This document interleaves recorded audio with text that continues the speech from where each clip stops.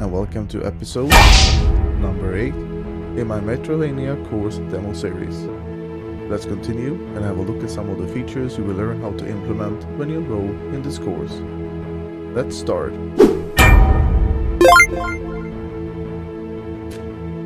Next up, we have jump buffering, which is a forgiving jump mechanic.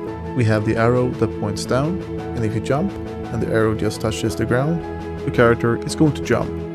And this will remove some frustration from players when they are running and jumping on platforms.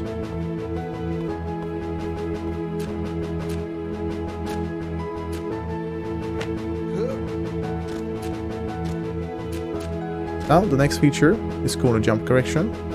Instead of bumping your head when you're close to a corner, the character is going to be pushed around the corner as he is jumping. Like so. This will also remove some frustration from players.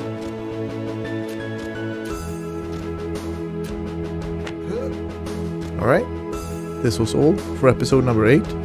In a day or two, we will continue in episode number 9. See you there.